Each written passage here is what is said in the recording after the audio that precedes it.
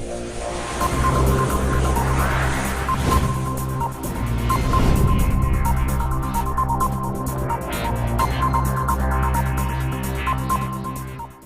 दोस्तों, स्वागत है आप सभी का आपके अपने चैनल ऑनलाइन मित्रा हिंदी में। मैं हूं आपका दोस्त हेमंत। दोस्तों, आज की इस वीडियो में आप देखेंगे सीआरटी टीवी में कौन कौन से वोल्टेज चेक करना ज़रूरी है और कितने वोल्टेज कहां पर मिलते हैं, इसको हम बारीकी से समझेंगे इस वीडियो में।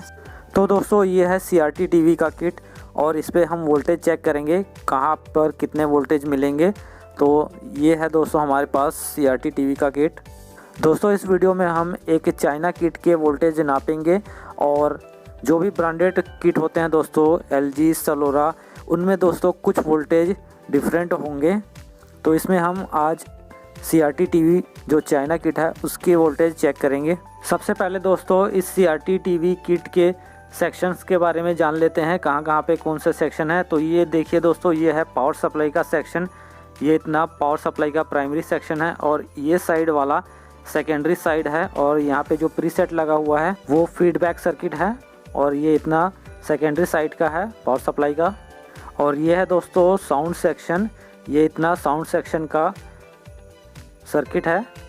और ये है वर्टिकल सेक्शन का, ये वर्टिकल का आईसी लगा हुआ है। ये इतना सारा कंपोनेंट्स जो लगा हुआ है ये वर्टिकल सेक्शन के कंपोनेंट्स है, यहाँ पे जितने भी कैपेसिटर और रेजिस्टर्स लगे हैं। और ये है दोस्तों horizontal driver section, horizontal section में आता है ये ड्राइवर ट्रांसफार्मर। और ये है आउटपुट सेक्शन हॉरिजॉन्टल आउटपुट का। और ये है दोस्तों ईएसटी, ये सभी हॉरिजॉन्टल सेक्शन में आते हैं। ये इतना सा कंपोनेंट्स है और ये है दोस्तों ये सभी कंपोनेंट्स हॉरिजॉन्टल सेक्शन में आते हैं। यहीं से दोस्तों सीआरटी बेस के लिए 180 वोल्ट की सप्लाई और हीटर की सप्लाई यहीं से जाता है। और ये है दोस्तों सीआरटी बेस का सेक्शन, यहाँ से आरजीबी रेड, ग्रीन और ब्लू कैथोड के सिग्नल्स एम्पलीफाई होके पिक्चर ट्यूब को जाते हैं। और ये है दोस्तों इसका processor IC, system IC, main IC कह सकते हैं इसको। सबसे पहले दोस्तों हम यहाँ पर एसी वोल्टेज चेक करेंगे, इसलिए हमने मल्टीमीटर को 600 वोल्ट एसी की रेंज पे सिलेक्ट किया है। और जो प्रॉब है हमारे पास लाल और काले रंग के, दोनों को सीधे जहाँ पे एसी का जो वायर आता है वहाँ पे लगा देना है। यहाँ पे हमें 220 या 200 वोल्ट मिलने चाहिए।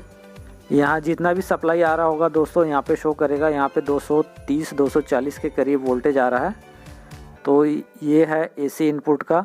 यहाँ से दोस्तों लाइन फिल्टर लगा होता है और डायोड लगने के बाद ये डीसी वोल्टेज बनता है। और यहाँ पे हमें जो डीसी वोल्टेज चेक करना है दोस्तों, ये जो निशान दिख रहा है आपको फ्लोटिंग ग्राउंड का, इसके अंदर में वोल्टेज चेक करना है। तो हमें मल्टीमीटर का जो प्रॉब है काला वाला ग्राउंड का, वो फिल्टर कैपेसिटर के माइनस पॉइंट पे रखना है। और इस साइड सेकेंडरी साइड में जब वोल्टेज चेक करना है हमें, तो यहाँ पे ग्राउंड का वायर रखना है। तो इसके अंदर हमें दोस्तों चेक करना है। तो यहाँ पे हमें 316 वोल्ट मिल रहे हैं, यहाँ पे लगभग 300 वोल्ट आना चाहिए, 300 330 इतना वोल्टेज यहाँ पे मिलना चाहिए।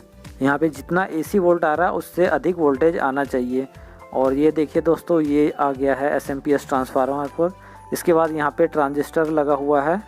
तो ये ट्रांजिस्टर पे दोस्तों हाई वोल्टेज बन रहा है फ्रीक्वेंसी के साथ। तो डिजिटल मीटर कई बार वोल्टेज शो नहीं करता है। तो यहाँ पे ट्रांजिस्टर पर 300 वोल्ट डीसी मिलना चाहिए। उसके बाद दोस्तों पावर सप्लाई सही काम करेगा। तो यहाँ पे सेकेंडरी साइड में आपको वोल्टेज चेक करना है। तो ये है दोस्तों सेकेंडरी साइड की अर्थिंग, यहाँ पे हमने ग्राउंड कर दिया है। और लाल वाले वायर से 110 वोल्ट का जो डायोड है उसके कैथोड पे हमें यहाँ पे वोल्टेज चेक करना है 110 वोल्ट। उसके बाद दोस्तों यहाँ पे डायोड पे हमें 24 वोल्ट चेक करना है। उसके बाद दोस्तों इस डायोड पे हमें लगभग 9 से 12 वोल्ट चेक करना है, यहाँ पे 10 वोल्ट आ रहा है। उसके बाद ये जो डायोड है यहाँ पे 14 वोल्ट लगभग आ रहा है, यहाँ पे 12 से 15 वोल्ट हमें मिलना चाहिए, जो कि साउंड आईसी को जाता है।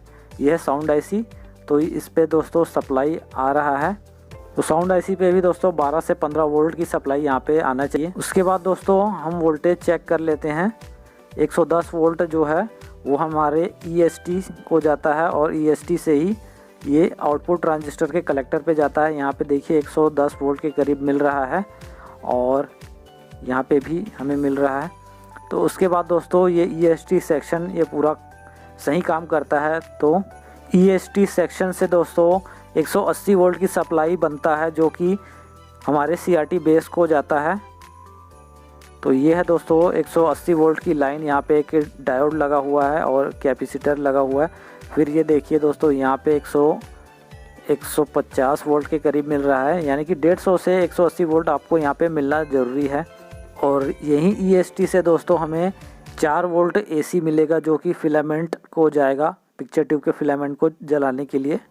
तो ये देखिए यहाँ से हमें 4 वोल्ट AC मिल रहा है, ये AC सप्लाई मिलता है दोस्तों यहाँ पे। तो ये हमारे पिक्चर ट्यूब के फिलामेंट को जाएगा, हीटर को जाएगा। और उसके बाद दोस्तों यहाँ पे हमें ABL का वोल्टेज मिलेगा, यहाँ पे लगभग 10 वोल्ट मिल रहा है। ये ABL सर्किट को यहाँ से जाता है दोस्तों। उसके बाद दोस्तों यहाँ पे हम 24 वोल्ट सप्लाई को देख लेते हैं। ये 24 वोल्ट सप्लाई हमें यहाँ पे वर्टिकल IC को जाता है दोस्तों। वर्टिकल IC पे यहाँ पे 24 वोल्ट की सप्लाई मिलना चाहिए। और बहुत सारे टीवी सेट्स में दोस्तों ये वर्टिकल IC को सप्लाई EST सेक्शन से प्लस और माइनस 14 वोल्ट की सप्लाई मिलता है। तो यहाँ पे ज़्यादातर चाइना किट में यहीं से पावर सप्लाई से 24 वोल्ट की सप्लाई मिलता है और ब्रांडेड किट में प्लस और माइनस 14 वोल्ट की सप्लाई मिलता है। अब हम CRT बेस पे वोल्टेज चेक कर लेते हैं दोस्तों। यहाँ पे हमें लगभग 150 से 180 वोल्ट DC मिलना चाहिए दोस्तों। यहाँ पे ये जो वोल्टेज हैं दोस्तों, ये जाते हैं हमारे 3 ट्रांजिस्टर पे, रेड, ग्रीन और ब्लू ट्रांजिस्टर पे। और उसके बाद ये तीनों कैथोड के पॉइंट पे जाते हैं, जो कि हमारा CRT बेस यहाँ पे लगा हुआ है। और ये जो 4 वोल्ट AC ये हमारे हीटर को सप्लाई जाता है। तो यहीं से देखिए दोस्तों, ये जो कनेक्टर है इस पे 8 से 9 वोल्ट सप्लाई आता है और ये एक ट्रांजिस्टर पे जाता है।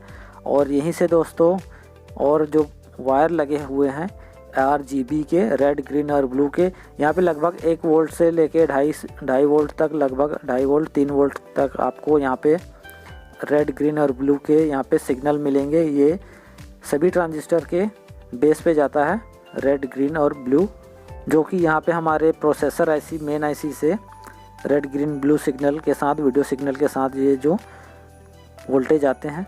और ये जो वोल्टेज है 150 वोल्ट से लेके 180 वोल्ट, ये सभी ट्रांजिस्टर के कलेक्टर पे जाएंगे। रेड, ग्रीन और ब्लू तीनों ट्रांजिस्टर के कलेक्टर पे जाएंगे और कलेक्टर से ही दोस्तों ये बेस के पॉइंट पे चले जाएंगे, यहाँ पे CRT बेस पे। यहीं से दोस्तों ये तीनों कैथोड के पॉइंट पे चले जाएंगे, यहाँ पे हमारा बेस लगा है, यहाँ से पिक्चर ट्यूब में चले जाते हैं। तो हमें यहाँ पे बेस पे भी वोल्टेज चेक करने हैं और उसके बाद हमें यहाँ पे तीनों कैथोड पे भी वोल्टेज मिलने चाहिए। इसके बाद दोस्तों हम यहाँ पे ग्राउंड कर लेते हैं हमारे ब्लैक वायर को। और ये जो हमारा फ्रंट पैनल का जो IR सेंसर है उस पे हमें 5 वोल्ट मिलना चाहिए और एक पॉइंट इसका ग्राउंड रहता है, दूसरे पॉइंट से हमें आउटपुट सिग्नल इसका मिलता है। जब रिमोट से हम इसको चेक करेंगे तब यहाँ पे हमें वोल्टेज मिलना चाहिए। और ये जो फ्रंट पैनल के जो स्विच हैं उस पे हमें 5 वोल्ट मिलना चाहिए। और जब टीवी ऑन कंडीशन में रहेगा तो यहाँ ट्यूनर के VC पॉइंट या MB पॉइंट वहाँ पे लिखा होगा, वहाँ पे 5 वोल्ट सप्लाई मिलना चाहिए। दोस्तों आजकल ट्यूनर का कोई काम नहीं रहता टीवी में, इसलिए चाइना किट में ट्यूनर नहीं लग के आ रहा है। तो यहाँ पे हमारे मेमोरी IC पे भी 5 वोल्ट सप्लाई आना चाहिए। आप यहाँ पे देख सकते हो 9 वोल्ट सप्लाई मिल रहा है हमें। 9 वोल्ट का ये रेगुलेटर ट्रांजिस्टर है और ये जो हमारा 10 वोल्ट की सप्लाई लाइन है यहाँ पावर सप्लाई से, यहाँ से ये जो लाइन आ रहा है डायरेक्ट एक 9 वोल्ट रेगुलेटर ट्रांजिस्टर पे जाता है और यहाँ से 9 वोल्ट सप्लाई रेगुलेट होता है। और फिर यहीं से दोस्तों एक और जो रेगुलेटर ट्रांजिस्टर लगा है 5 वोल्ट का, यहाँ से एक रेजिस्टेंस के द्वारा यहाँ पे फिर से एक रेजिस्टेंस लगा हुआ है यहाँ से यहाँ। और उसके बाद दोस्तों यहाँ पे 5 वोल्ट रेगुलेटर ट्रांजिस्टर यहाँ से वोल्टेज बनाता है, जो कि फिर से मेन IC को हमें सप्लाई देता है, जो कि हॉरिजॉन्टल ऑसिलेटर और वर्टिकल ऑसिलेटर को एक्टिवेट करता है। ये जो 10 वोल्ट सप्लाई है दोस्तों, 10 से 12 वोल्ट की सप्लाई जो है वो इस रेगुलेटर ट्रांजिस्टर पे आता है और सीधे ये देखिए यहाँ से इस ट्रांजिस्टर पे आता है। यहाँ पे ट्रांजिस्टर और जीनर लगा हुआ है, ये 5 वोल्ट सप्लाई बनाता है। और उसके बाद ये मेमोरी IC पे जाता है और ट्यूनर के प्लस MB पॉइंट पे जाता है। और यहीं से दोस्तों ये फ्रंट पैनल का जो IR सेंसर है उसको जाता है और फ्रंट पैनल के स्विच पे भी जाता है। और यहाँ पे देखिए दोस्तों, ये जो स्टैंड बाई ट्रांजिस्टर है इसके कलेक्टर पे 9 वोल्ट सप्लाई मिलता है, किसी में 12 वोल्ट सप्लाई मिलता है। तो ये जो 9 वोल्ट है इस 9 वोल्ट रेगुलेटर ट्रांजिस्टर से यहाँ से आ रहा है। देखिए दोस्तों, ये यहाँ से आके इसके कलेक्टर पे मिलता है 9 वोल्ट, यहाँ पे देखिए। और इसके बेस पे 0 वोल्ट है। जब टीवी ऑन कंडीशन में रहेगा तो इसके बेस पे वोल्टेज 0 रहेंगे, तब टीवी हमारा ऑन होता है। टीवी जब स्टैंड बाई मोड में रहेगा यानी कि ऑफ रहेगा तो इसके बेस पे आधा वोल्ट लगभग आ जाएंगे और इसके जो 9 वोल्ट सप्लाई आ रहे हैं कलेक्टर पे वो बंद हो जाएगा और 9 वोल्ट और 5 वोल्ट दोनों रेगुलेटर को ये बंद कर देगा। तो आप देख सकते हैं दोस्तों, ये जो 5 वोल्ट सप्लाई है वो सीधे ही यहाँ पे IC पे जा रहा है। ये देखिए, इस IC के बाद दोस्तों यहाँ पे एक जंपर लगा हुआ है। जंपर के बाद ये हमारे मेमोरी IC पे आ गया है और मेमोरी IC के बाद ये जो 5 वोल्ट की लाइन है वो इस तरह से यहाँ से जा रहा है, यहाँ से IC पे वापस जा रहा है और यहीं से आगे बढ़ते हुए हमारा जो फ्रंट पैनल के जो IR सेंसर हैं और फ्रंट पैनल के जो स्विच हैं उस पर सप्लाई देने जा रहा है।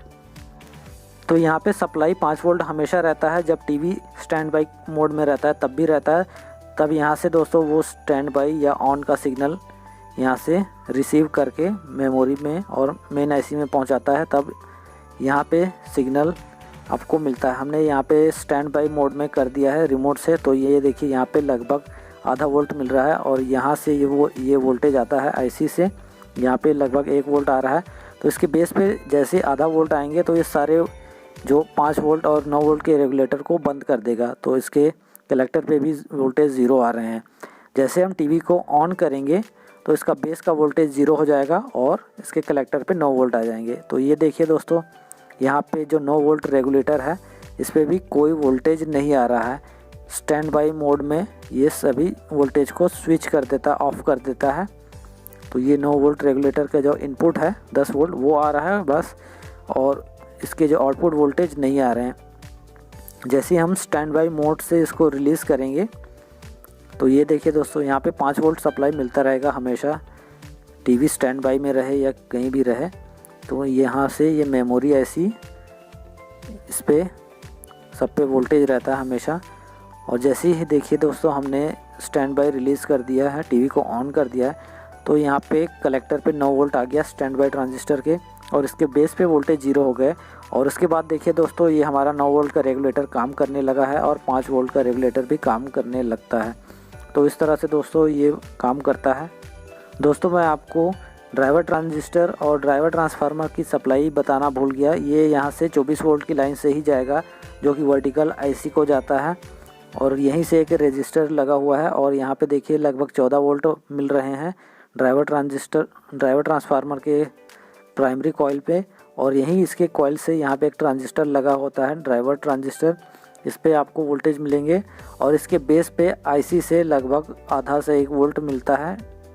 उसके बाद ये जो सर्किट काम करता है दोस्तों, ये ट्रांसफार्मर से थोड़े से वोल्ट निकलते हैं और ये आउटपुट ट्रांजिस्टर के बेस पर पहुंचता है। ये वोल्टेज जब तक बेस पर नहीं पहुंचेगा दोस्तों हमारा ESC सेक्शन काम नहीं करेगा, ESC सप्लाई नहीं बनेगा।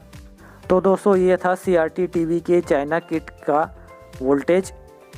यहाँ पे हमने अलग अलग वोल्टेज यहाँ पे चेक किए हैं दोस्तों, लेकिन सभी टीवी में एक जैसे वोल्टेज नहीं होते दोस्तों, सबके वोल्टेज कुछ ना कुछ डिफरेंट होते हैं।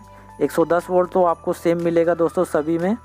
तो दोस्तों ज़्यादातर चाइना किट में ऐसे ही वोल्टेज आपको देखने को मिलेगा और जो भी ब्रांडेड किट होते हैं दोस्तों उसमें उसके सर्किट के ज़रूरत के हिसाब से अलग अलग वोल्टेज मिलते हैं, अलग अलग वोल्टेज बनता है दोस्तों। अगर ये वोल्टेज उन सेक्शंस पे ना पहुँचे तो या कम पहुँचे तो टीवी में क्या क्या ख़राबियाँ उत्पन्न होता है, इसके बारे में अगर आपको वीडियो चाहिए तो कमेंट ज़रूर कीजिए दोस्तों। मैं अलग से हर सेक्शन के अलग अलग वोल्टेज की पूरी डिटेल्स और भी बारीकी से डिटेल्स के साथ वीडियो बनाऊंगा और उनके कम वोल्टेज बनने पर या वोल्टेज बिल्कुल नहीं बनने पर क्या क्या टीवी में ख़राबियाँ होता है उसके बारे में मैं अलग से वीडियो आपको बना के दे दूंगा। आप कमेंट ज़रूर कीजिएगा।